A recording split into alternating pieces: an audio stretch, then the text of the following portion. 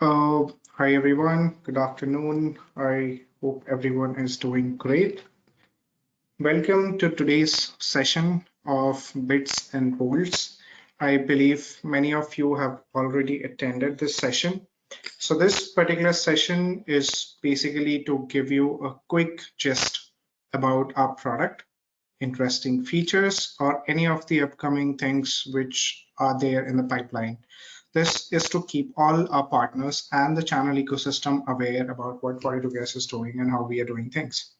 So I am your host for today. I am Swarup. I take care of sales for South of India and few of the international territories. I can be reached on these coordinates if at all you have any questions with regards to this particular webinar or anything extras as well.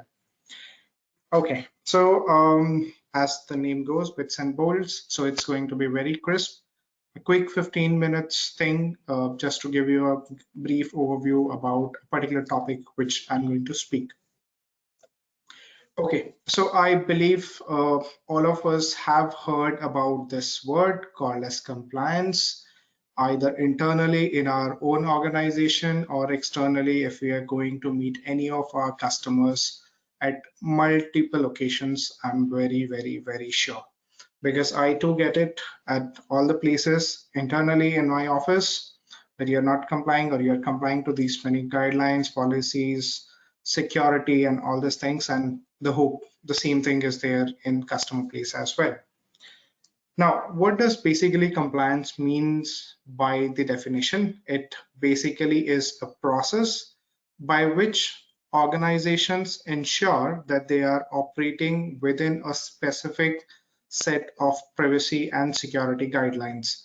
Now, this sometimes is required to meet certain certifications or otherwise to ensure that the data as well as all the IP is protected inside the company or inside the devices or the otherwise the processes which we are going to use.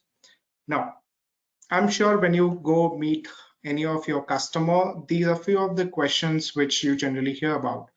Like they might be wondering, are my devices have a genuine operating system? Do I have the disk as encrypted? What are the status of all the devices? I mean, all the devices are encrypted already, or are there something which is pending as well? All the customer generally ask or depend on a certain dashboard through which they can see what all data, where all data are there, and then they can quickly take certain informed decisions. Now, a couple of more questions can come like what all operating systems we are using. Are there any Windows or patches updates which are pending for my organization? Have we tested it? If tested, why have we not deployed it? I have given a particular device to so many people. Have people removed any of the hardware components like RAM or any of the other storage spaces? What is the device consumption what is the storage consumption which is happening? What is the network bandwidth which people are consuming? Why is this particular device offline for so much of period?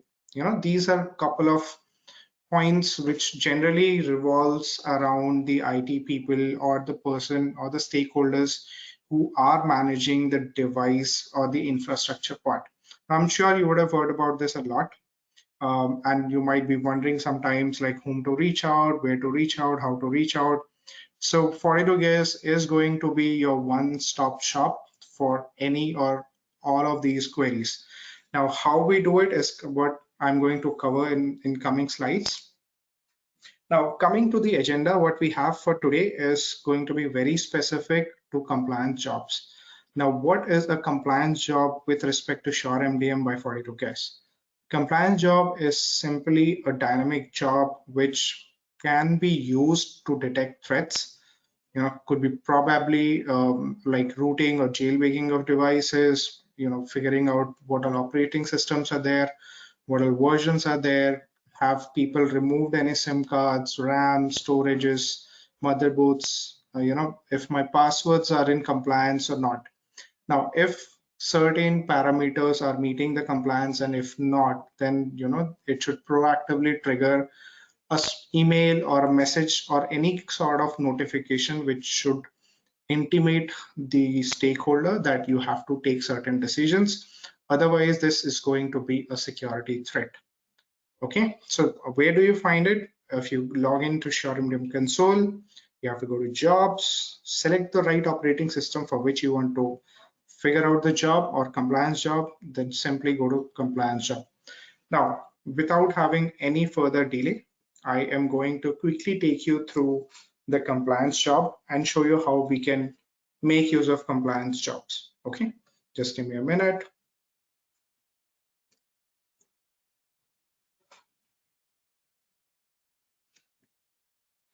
All right, so you can see this is my console. I have a couple of devices with me.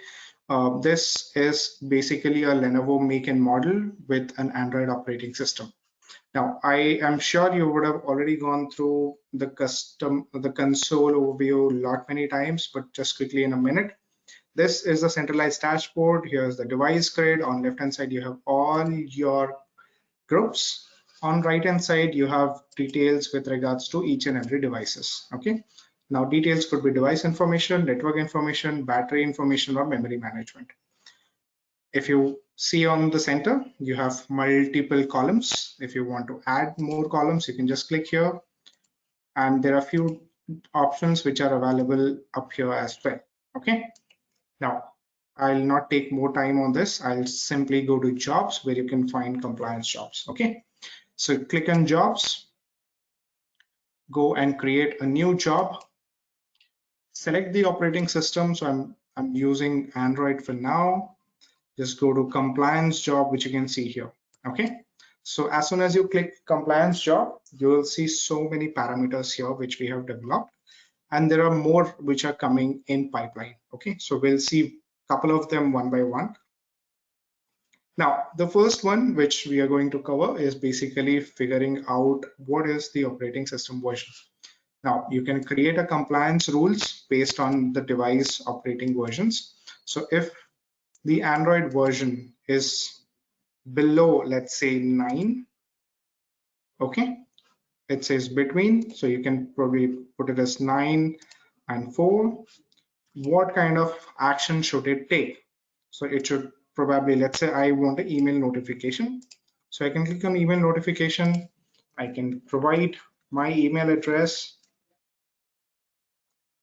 and just click on, just provide the job name, OS version check, and you can just click on save. So you can see there is OS version check which has come here. I have already applied something called as kiosk compliance and a battery compliance as well. Now I'll just quickly go back to jobs, Android, sorry, compliance. Now you can see against each of the um, sections, you can see a couple of operating systems being mentioned on the right hand side corner, bottom corner. So OS version is supported for Android, iOS, Mac OS, Linux, and Windows. Similarly, we have jailbroken or rooted device, which are available for iOS and Android. Play for work. Similarly, we have security patch level. So you can put up the security patch level should be less than this number of patches which are available, or I mean, how many months are old. Select the compliance action and boom, it is ready. So what I'm going to do is I'm going to show you one quick thing. So I'll go to home, I'll select the device, I'll take a remote of the device. So you can see that this particular device is currently in a kiosk mode. So kiosk mode is nothing but simply a solution where you can only see the pre-approved applications, nothing else. So what I have done already, or maybe what I will do now, is I'll click on active kiosk application, configure. So should be sure lock. If it moves out, so it should trigger me a message. So it says on Android and Windows, the message will be sent on both console and devices. Okay. So I'm going to mention it as Android kiosk job. and I'm going to just save it. Okay, now I'll go to home. I'll select the device. I'll click on apply. I'll select the kiosk job, which we have now created. I'll click on apply. Now, what I'm going to do is I am going to the screen and I'll take this device out of kiosk. Okay, so I'm just going to tap a couple of times. I'm going to give the default password, which we have kept it as 0000. I'll click on OK. So I'm doing the touch operations up here because of the latency issues. So you can see it here. So I'm going to click on exit Sherlock. So it is giving me a pop-up. So I'm just going to click on exit. Okay. Now the device has exited.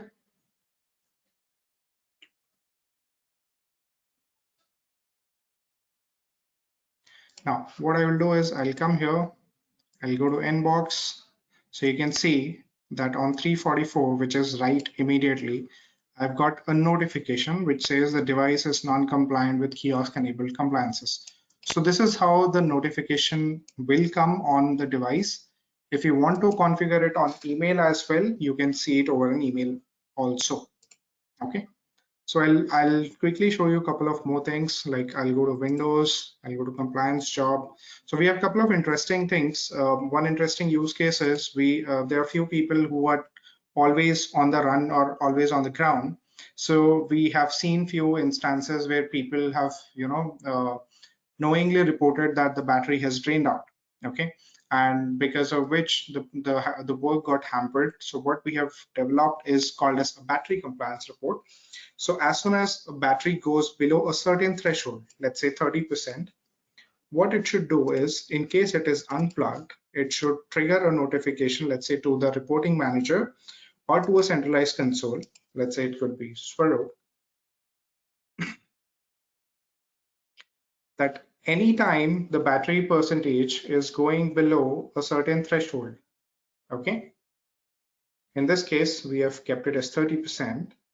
So as soon as the battery percentage goes below 30%, it will trigger a quick notification to the email address that, okay, this particular device has battery percentage, which is below 30%. Okay. So this is how it basically works. So I'll quickly cover a few more things on compliances. One interesting thing which we have launched is called as a hardware change.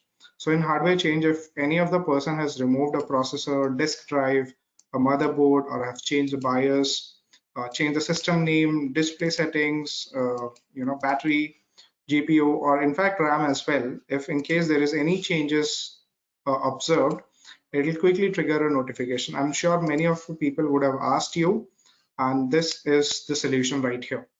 Similarly, we have another interesting thing which is called as Wi-Fi signal strength. So to people who are working, let's say in a hospital, in a multi-floor story, or let's say a warehouse, where people have reported that, they're facing internet issues. So what you can do is, if the Wi-Fi signal strength is less than equal to greater than, or let's say 50%, it should trigger a notification. So what it'll do basically is it'll proactively inform the IT administrator or whoever is the respective stakeholder that the percentage for this device has gone below this the Wi-Fi signal strength has gone below this particular strength.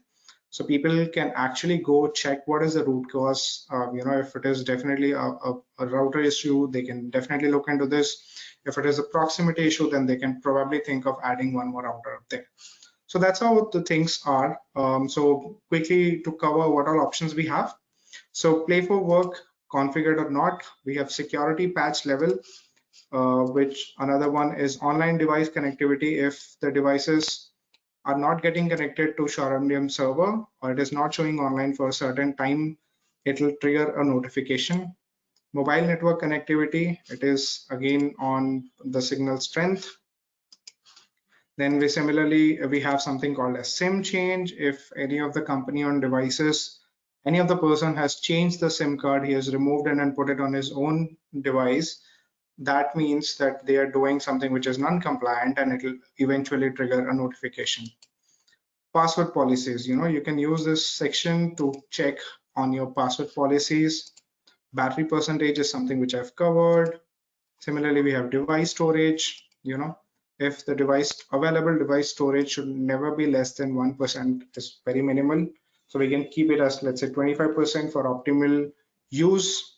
Same as with Windows and Linux devices as well. So you can configure, set up the criteria or set up the out of compliance actions, and it should trigger it automatically. Now, similarly, we have device encryption. Then we have device uptime. Mobile threat defense is something which we have launched very recently for Android. For Windows, it is Defender. So we can make use of it. Then we have another interesting thing called as Windows Health Attestation. So here you have a couple of options, like reset count, how many times the device is restart. If the restart count is, let's say, 2, if devices are restart multiple times, then you can get triggered. You can trigger an email notification or a message notification.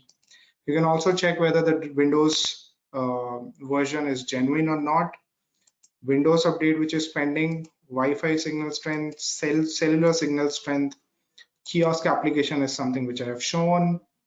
Then we have something called as location access, for how many devices the location is enabled. Now this is quite interesting, which is coming, which is in development, currently available for Windows. So this is a custom compliance. What happens basically is, it becomes difficult for us sometime to put everything up here. And in order to do that, there's a particular process or SOP which we have to follow. Now, if you have a PowerShell script for Windows, which can generate a compliance policy, you can just simply put it here, set your out of compliance actions, and save. This is how simple we are making things. Hardware change is something which I have shown it to you a little earlier. What all things can be seen there or tracked there. So that's how things are going. So what all things you can do, or how all you can take informed actions is basically, I'll just show you quickly. You can send a message. So what happens is, when you send a message, it basically goes to the device and to the console. On device, it'll show you as a pop-up. On this, you can see it in the inbox part. On iOS, macOS, and Linux other platform, messages will be sent only to the console. Now, next we have is move to block list. You can simply move the devices to block list in case it is a serious out of compliance thing. You can initiate a wipe. You can lock the device. You can send an email notification. If you can also apply a particular job, let's say people have moved out of kiosk. So what you can do is, you can just click on add job. So I have this job which is basically for enabling the kiosk. So you can click on OK. So as soon as the device has gone out of kiosk, it will just simply apply this particular job. That's how easy it is for us to handle compliances. So this is not going to be too big or too hard a thing for people to understand, but it's just a matter of awareness which we might have to take with our end customers, so that we can show it to them and we can ensure that all the compliances, whichever is available with us, people can make best use of it. So that's all on the product part. So just to cover up a few more things. So I think this we will be. You have a question. There's a question from one of the viewers. So the question is, if the user is in offline with no internet and they exit the kiosk mode, or they make changes to the compliance, will the admin receive the notification? Just 1 second. If the user is offline and exited kiosk mode or did any of the changes that differ with compliances, will the admin receive a notification? So what happens basically without internet connectivity is, the device will not be able to sync with the server. So as soon as the device gets any sort of internet connectivity, it will immediately trigger a notification to the server. So the prerequisite here is to have an internet connectivity that is there, because the solution works on a server and an agent architecture. So the server and agent has to be in continuous sync. Now, having said that, if the devices have moved out of kiosk, if there is anything of that sort, as soon as the device gets connected to internet, the notification will come to the administrator as well as to the device. Yeah, Chris, any more questions? No, that was it. Thanks. Okay, so I'll quickly cover up the rest of the things. So we'll be sharing this deck with you along with the recording. So these are a couple of useful links which you can see. We'll be posting our recordings on our YouTube channel. So you can just click on this link and visit the YouTube channel to relook into any of the bits and bolts, because we are having it across geo. So we are doing it in EMEA, we are doing it APAC, so there'll be multiple things to cover. If there are any questions, you can just put it to partnermarketing@42gears, email it to tech support, or if you want to reach out to me, you can just put an email to me as well. Here are a few of the interesting things which are coming up next. The next schedule is on 9th of July, followed by 6th of August and 10th of September. So we have already put a placeholder for you, and we look forward to have you back in the next sessions.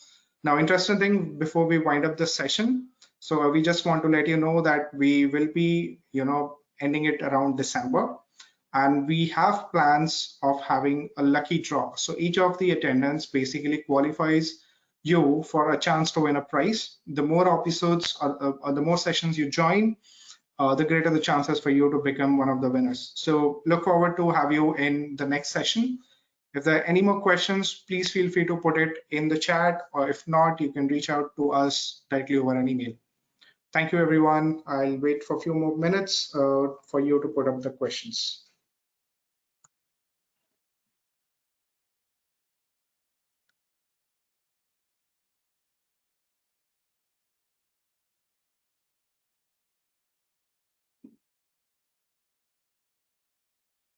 Guys, any more question? Please feel free to put it on compliance part.